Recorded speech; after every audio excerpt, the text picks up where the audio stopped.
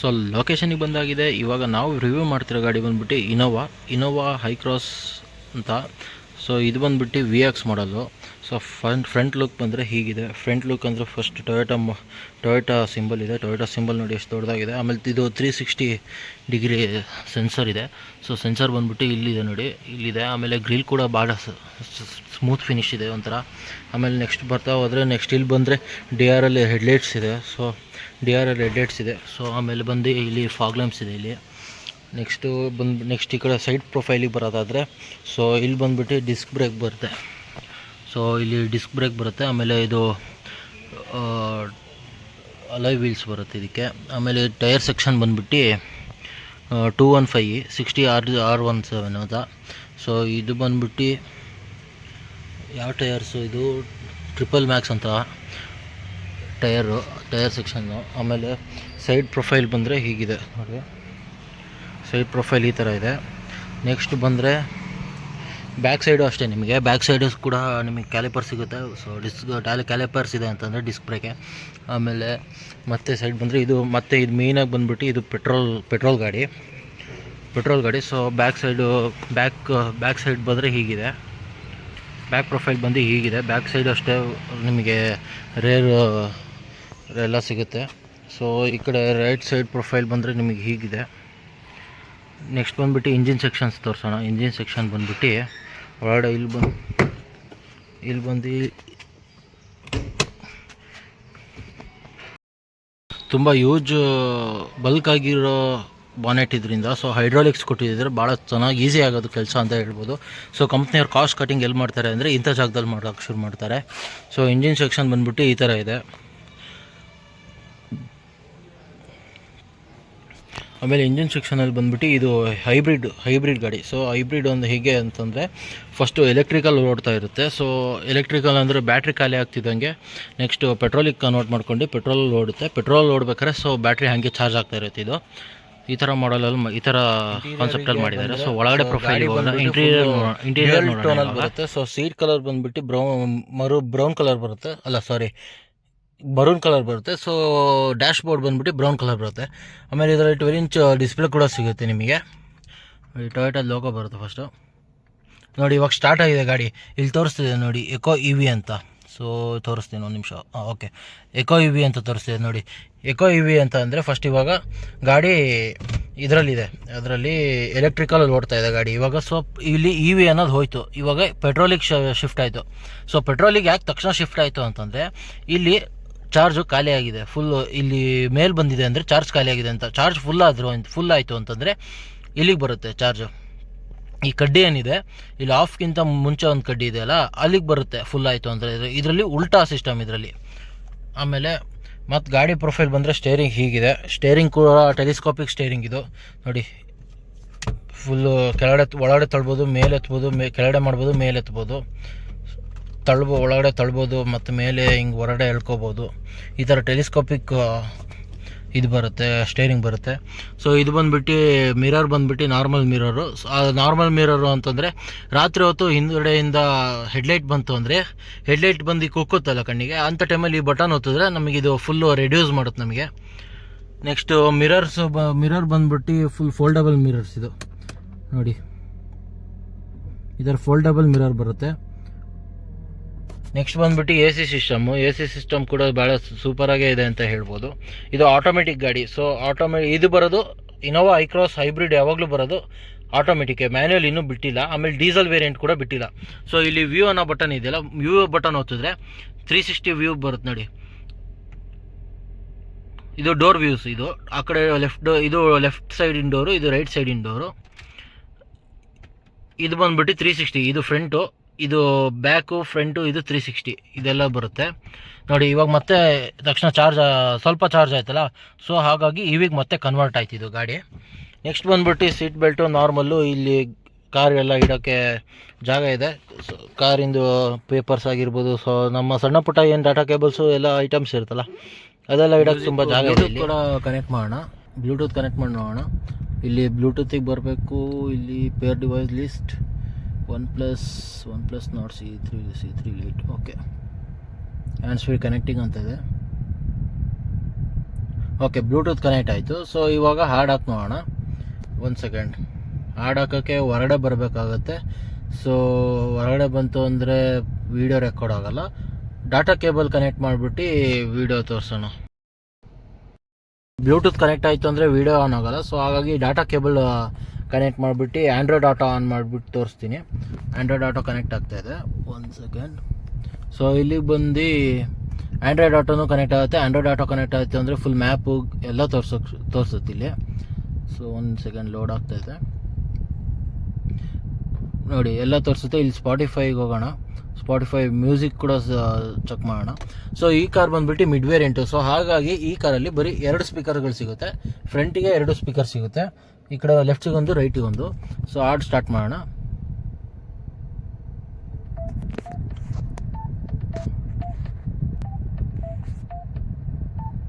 Full sound ಕೊಟ್ಟರೆ ಹೇಗೆ ಬರುತ್ತೆ ನೋಡೋಣ.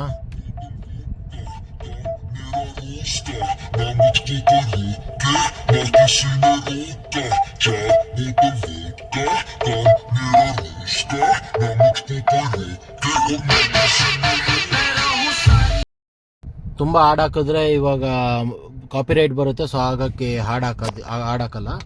ಈಗ ಸ್ಪೀಕರ್ ಕ್ವಾಲಿಟಿ ಮಾತ್ರ ತುಂಬ ಚೆನ್ನಾಗೇ ಇದೆ. ನೆಕ್ಸ್ಟ್ ಬಂದ್ಬಿಟ್ಟು ಬ್ಯಾಕ್ ಸೈಡ್ ಹೋಗೋಣ. ಬ್ಯಾಕ್ ಸೈಡು ಹೇಗಿದೆ ಅಂತ ತೋರಿಸ್ತೀನಿ ಇವಾಗ. ಆಮೇಲೆ ಡೋರಲ್ಲೂ ಅಷ್ಟೇ ತುಂಬ ಸ್ಪೆಸಿಫಿಕೇಷನ್ ಇದೆ. ಈ ಕಡೆ ಒಂದು ಬಾಟ್ಲು ಇಡ್ಬೋದು, ಬಟ್ಟೆ ಗಿಟ್ಟೆ ಎಲ್ಲ ಇಡೋಕ್ಕೆ ತುಂಬ ಚೆನ್ನಾಗಿ ಕೊಟ್ಟಿದ್ದಾರೆ. ಆಮೇಲೆ ಕಂಫರ್ಟ್ನೆಸ್ ಮಾತ್ರ ತುಂಬ ಚೆನ್ನಾಗೇ ಇದೆ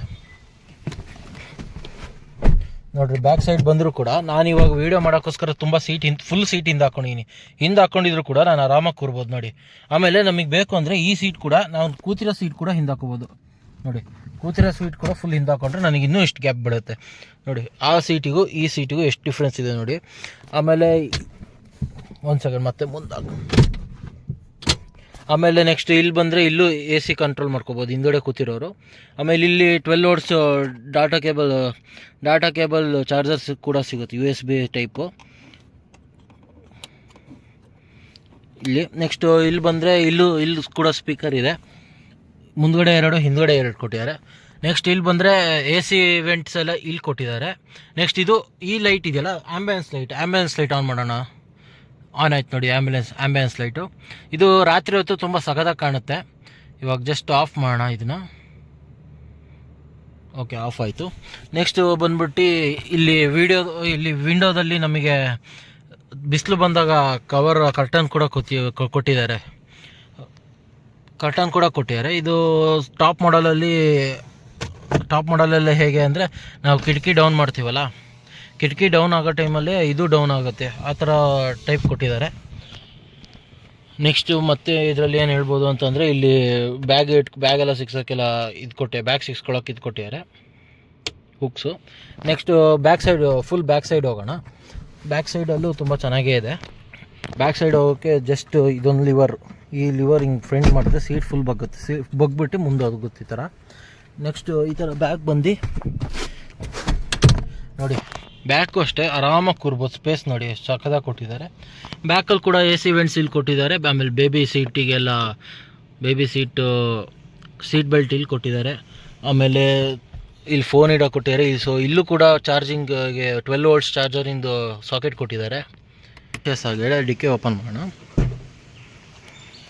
ಇದು ಹೈಡ್ರಾಲಿಕ್ಸ್ ಕೊಟ್ಟಿದ್ದಾರೆ ಈ ಗಾಡಿ ಫುಲ್ಲು ನೋಡಿ. ಡಿಕ್ಕಿ ಕೂಡ ತುಂಬ ಸ್ಪೇಸ್ ಇದೆ. ಸೊ ಅಂದರೆ ಒಂದು ಆರಾಮಾಗಿ 3 ಬ್ಯಾಗ್ಸ್ 4 ಬ್ಯಾಗ್ಸ್ ಅಂತೂ ಇಟ್ಕೊಂಡು ಹೋಗ್ಬೋದು ಎಲ್ಲರೂ ಟ್ರಿಪ್ ಹೋದರೆ. ಆಮೇಲೆ ನಮಗೆ ಇನ್ನೂ ಸ್ಪೇಸ್ ಬೇಕು, ಬರೀ 5 ಮೆಂಬರ್ಸ್ ಅಷ್ಟೇ ಹೋಗ್ತಿರೋದು ಅಂತಂದರೆ ಈ ಹಿಂದುಗಡೆ ಸೀಟನ್ನು ಫುಲ್ಲು ಫೋಲ್ಡ್ ಮಾಡ್ಬೋದು. ಫುಲ್ ಫ್ಲ್ಯಾಟ್ ಬೆಡ್ ಮಾಡ್ಬೋದು. ಇದನ್ನು ಫ್ಲ್ಯಾಟ್ ಬೆಡ್ ಮಾಡಿ ಮಲ್ಕೊಳ್ಬೋದು. ಒಂದು ಕ್ಯಾಂಪಿಂಗು ಮಾಡ್ಕೋಬೋದು ಇದರಲ್ಲಿ. ಮತ್ತೆ ಇದರಲ್ಲಿ ಏನು ಅಂತಂದರೆ ಹಿಂಗೆ ನೋಡಿ, ಸ್ವಲ್ಪ ಜನ ಅಡ್ಜಸ್ಟ್ ಮಾಡ್ಕೊಂಡು ಹೋಗೋದಾದರೆ ಇವಾಗ ಇನ್ನೂ 6 ಬ್ಯಾಗ್ಸ್ ಬರುತ್ತಿಲ್ಲ. ನೆಕ್ಸ್ಟ್ ಇದರಲ್ಲಿ ಮತ್ತೆ ಇನ್ನೇನು ಇಲ್ಲ ಹೇಳೋಕ್ಕೆ. ಇಲ್ಲಿ ನಿಮ್ಮದು ಕಾರು ಟೂಲ್ ಕಿಟ್ ಎಲ್ಲ ಎಲ್ಲಿ ಬರುತ್ತೆ ಅಂತಂದರೆ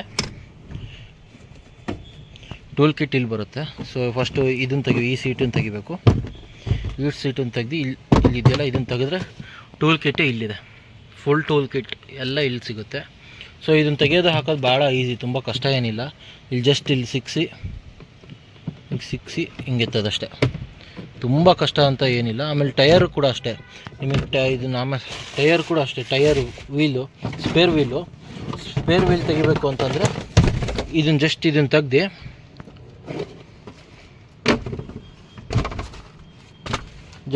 ಇಲ್ಲಿದೆಯಲ್ಲ ಹಿಂದುಗಡೆದು, ಇದನ್ನು ತೆಗ್ದು ಇಲ್ಲಿ ಒಂದು ಸ್ಮಾಲ್ ಸೆಕ್ಷನ್ ಇದೆ ಕಾರ್ಪೆಟಿಂದು.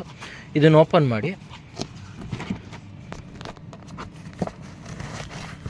ಜಸ್ಟ್ ಇಲ್ಲಿದೆಯಲ್ಲ ಇದನ್ನು ಹಿಂಗೆ ಓಪನ್ ಮಾಡಿದ್ರೆ ಸಾಕು. ಇಲ್ಲಿ ನಟ್ಟಿದೆ, ಇದನ್ನು ಲೂಸ್ ಮಾಡಿದ್ರೆ ಇಲ್ಲಿ ಕೆಳಗಡೆಯಿಂದ ಟೈರ್ ಕೆಳಗಡೆ ಬರುತ್ತೆ.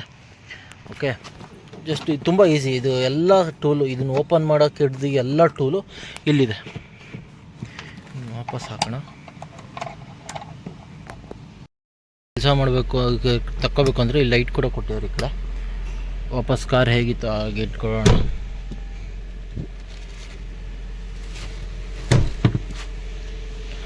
ಸೊ ಡಿಕ್ಕಿ ಹಾಕೋಕ್ಕೂ ಅಷ್ಟೇ, ಇದು ಮಿಡ್ ವೇರಿಯಂಟ್ ಆಗಿರೋದ್ರಿಂದ ನಾವೇ ಹಿಂಗೆ ಹೇಳಿಬೇಕಾಗತ್ತೆ.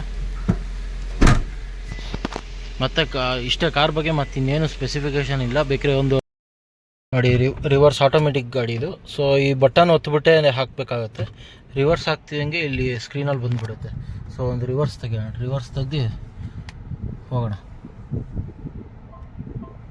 ಸೊ ನೋಡಿ ಇವಾಗ ಹತ್ತಿರ ಬರ್ತಿದ್ದಂಗೆ ಇಲ್ಲಿ ಸೆನ್ಸರ್ ವರ್ಕ್ ಆಗೋಕ್ಕೆ ಶುರು ಆಗ್ಬಿಡುತ್ತೆ. ಇಲ್ಲಿ ನೋಡಿ ತೋರಿಸುತ್ತೆ.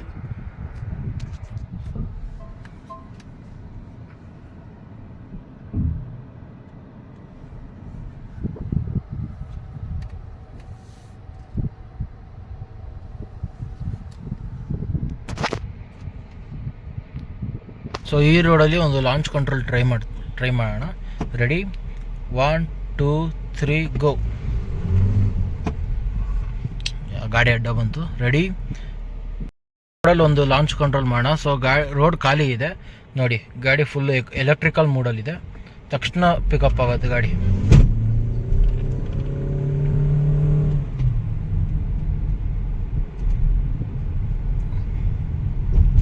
ಗಾಡಿ ಮಾತ್ರ ಪಿಕಪ್ ಮಾತ್ರ ತುಂಬ ಚೆನ್ನಾಗೇ ಇದೆ ಗಾಡಿದು. ಸೊ ಇವಾಗ ಮಾಮೂಲಿ ಗಾಡಿ ಮಾತ್ರ ಇಂಡಿಕೇಶನ್ಸ್ ಕೂಡ ತುಂಬ ಚೆನ್ನಾಗಿದೆ, ಫೀಚರ್ಸ್ ಕೂಡ ತುಂಬ ಚೆನ್ನಾಗೇ ಇದೆ ಗಾಡಿದು ಅಂತ ಹೇಳ್ಬೋದು. ಸೊ ಇಲ್ಲಿಂದ ಮತ್ತೆ ಈ ಗಾಡಿನಲ್ಲಿ ಮತ್ತೆ ಸ್ಪೆಷಾಲಿಟಿ ಏನು ಅಂತಂದರೆ ಗಾಡಿ ಈಸಿ, ಸಿಟಿ ಒಳಗೆ ತುಂಬ ಈಸಿ ಗಾಡಿ ಓಡಿಸೋದು. ತುಂಬ ದೊಡ್ಡ ಗಾಡಿ 8 ಸೀಟ್ರ್ ಗಾಡಿ ಆದರೂ ತುಂಬಾ ಈಸಿ ಗಾಡಿ ಓಡಿಸೋಕ್ಕೆ. ಸೊ ಗೇರ್ ಇಲ್ಲ, ಆಟೋಮೆಟಿಕ್ ಗೇರು. ಆಮೇಲೆ ಸಿಟಿ ಒಳಗೆ ಇದರಲ್ಲಿ ಇನ್ನೊಂದು ಸ್ಪೆಷಾಲಿಟಿ ಏನು ಅಂತಂದರೆ ಈ ಗಾಡಿದು ಸಿಟಿ ಒಳಗೆ ಮೈಲೇಜ್ ಜಾಸ್ತಿ ಈ ಗಾಡಿದು. ಸೊ ನೋಡಿ ಇವಾಗ ಮೈಲೇಜ್ ಸಿಟಿ ಒಳಗೆ ಇನೋವಾ ಬಂದ್ಬಿಟ್ಟು ಸಿಟಿ ಒಳಗೆ ಯಾವ ಗಾಡಿ 12 ಕೊಡುತ್ತೆ ಹೇಳಿ? 12 ಕಿಲೋಮೀಟ್ರ್ ಕೊಡುತ್ತೆ 1 ಲೀಟ್ರಿಗೆ ಅಂದರೆ ಲೆಕ್ಕ ಹಾಕಿ. ಇನೋವಾ ಯಾವ ಗಾಡಿನೂ ಕೊಡಲ್ಲ. ಸೊ ಏನಕ್ಕೆ ಇದು 12 ಕೊಡುತ್ತೆ ಅಂತಂದರೆ ಇದು ಎಲೆಕ್ಟ್ರಿಕ್ಕು ಮತ್ತು ಪೆಟ್ರೋಲಲ್ಲಿ ಓಡುತ್ತೆ ಸಿಟಿ ಒಳಗೆ ಮೋಸ್ಟ್ಲಿ ಓಡೋದು ಅಂತಂದರೆ ಎಲೆಕ್ಟ್ರಿಕಲ್ಲಿ. ಸೊ ಹಾಗಾಗಿ ಮೈಲೇಜ್ ಜಾಸ್ತಿ ಬರುತ್ತೆ ಈ ಗಾಡಿದು. ಸೊ ಅದೇ ನೀವು ಹೈವೇನಲ್ಲಿ ಹೋದ್ರಿ ಅಂತಂದರೆ ಹೈವೇನಲ್ಲಿ ಮೈಲೇಜ್ ಕಡಿಮೆ ಆಗುತ್ತೆ. ಯಾಕೆಂದರೆ ಹೈವೇನಲ್ಲಿ ಬರೀ ಪೆಟ್ರೋಲಲ್ಲಿ ಓಡುತ್ತಲ್ಲ ಗಾಡಿ. 60 ಮೇಲೆ ಹೋಯ್ತು ಅಂತಂದರೆ ಇದು ಪೆಟ್ರೋಲಲ್ಲಿ ಓಡುತ್ತೆ. ಸೊ 60 ಮೇಲೆ ಹೋಗೋದ್ರಿಂದ 12 ತುಂಬ ಡಿಫ್ರೆನ್ಸ್ ಏನು ಬರಲ್ಲ, 1 ಕಿಲೋಮೀಟ್ರ್ ಡಿಫ್ರೆನ್ಸ್ ಬರುತ್ತೆ. ಸೊ ಇವಾಗ 12 ಕೊಡ್ತಿರೋದು ಹೈವೇನಲ್ಲಿ 11 ಕಿಲೋಮೀಟರ್ಸ್ ಪರ್ ಲೀಟರ್ ಕೊಡುತ್ತೆ ಅಷ್ಟೇ. ತುಂಬ ಡಿಫ್ರೆನ್ಸ್ ಅನ್ನೋದು ಏನೂ ಇಲ್ಲ ಈ ಗಾಡಿನಲ್ಲಿ. ಸೊ ಆಮೇಲೆ ನಾರ್ಮಲ್ ಈ ಟಾಟಾ ಇದೆಯಲ್ಲ ನೋಡಿ, ಎದುರುಗಡೆ ಟಾಟಾ ನಿಂತಿದೆಯಲ್ಲ ಅದು ಫುಲ್ಲು ಎಲೆಕ್ಟ್ರಿಕ್ ಅದು. ಸೊ ಎಲೆಕ್ಟ್ರಿಕ್ಕಿಂತ ಇದು ಭಾರಿ ಬೆಸ್ಟು ಅಂತ ಹೇಳ್ಬೋದು. ಕೈ ಕೊಡಲ್ಲ ಇಲ್ಲ, ಎಲೆಕ್ಟ್ರಿಕ್ ಆದರೆ ಮಧ್ಯದಲ್ಲಿ ಎಲ್ಲರೂ ಕೈ ಕೊಡುತ್ತೆ, ತುಂಬ ಲಾಂಗ್ ಹೋಗೋಕ್ಕಾಗಲ್ಲ. ಇದು ಲಾಂಗು ಹೋಗ್ಬೋದು, ಆಮೇಲೆ ಮೈಲೇಜ್ ತುಂಬ ಚೆನ್ನಾಗಿ ಕೊಡುತ್ತೆ ಅಂತ ಹೇಳ್ಬೋದು.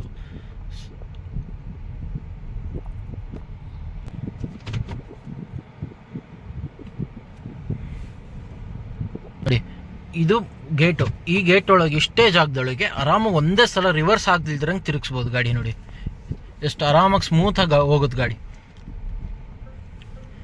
ಒಂದೇ ಸಲ ರಿವರ್ಸ್ ಹಾಕೋ ಅವಶ್ಯಕತೆನೇ ಬರಲ್ಲ ಅಂತಂದರೆ ಲೆಕ್ಕ ಹಾಕಿ ಆರಾಮಾಗಿ ತಿರುಗಿಸ್ಬೋದು ಗಾಡಿ. ಸಿಟಿ ಒಳಗೆ ತುಂಬ ಕಷ್ಟ ಅಂತ ಅಂತಾರೆ 8 ಸೀಟ್ರ್ ಗಾಡಿ ಓಡಿಸೋದು, ತುಂಬಾ ಈಸಿ. ನೋಡಿ ತುಂಬ ಹತ್ತಿರ ಹೋಗ್ತಿದ್ದಂಗೆ ಇಲ್ಲಿ ಸಿಗ್ನಲ್ಲು ಕೊಡೋಕ್ಕೆ ಶುರು ಆಗುತ್ತೆ. ನೋಡಿ ಮುಗೀತು, ಇಲ್ಲಿಂದ ಮುಂದೆ ಹೋಗಬಾರ್ದು ಅಂತ ಅರ್ಥ. ಗಾಡಿ ಕೂಡ ಇದು ಬಂದ್ಬಿಟ್ಟು ಪುಷ್ ಸ್ಟಾರ್ಟ್ ಬರುತ್ತೆ, ಎಲೆಕ್ಟ್ರಿಕ್ಕು. ಕೀ ಇಲ್ಲ, ಕೀಲೆಸ್ ಗಾಡಿ. ಕೀ ಬಂದ್ಬಿಟ್ಟು ಈ ಥರ ಇದೆ. ಇದು ಸೊ ಎರಡೇ ಬಟನ್, ಒಂದು ಲಾಕ್ ಬಟನ್, ಒಂದು ಅನ್ಲಾಕ್ ಬಟನ್ ಬರುತ್ತೆ ಇದರಲ್ಲಿ. ನೆಕ್ಸ್ಟ್ ಗಾಡಿ ಬಗ್ಗೆ ಇನ್ನೂ ಹೇಳಬೇಕು ಅಂತಂದರೆ ಮತ್ತೆ ಜಾಸ್ತಿ ತುಂಬ ಏನಿಲ್ಲ. ಸೊ ಗಾಡಿ ಲಾಕ್ ಮಾಡ್ತಿದ್ದಂಗೆ ಮಿರರ್ ಕೂಡ ಕ್ಲೋಸ್ ಆಗುತ್ತೆ ಇದರಲ್ಲಿ, ಇದೊಂದು ಫೀಚರ್ಸ್ ಇದೆ ಇದರಲ್ಲಿ.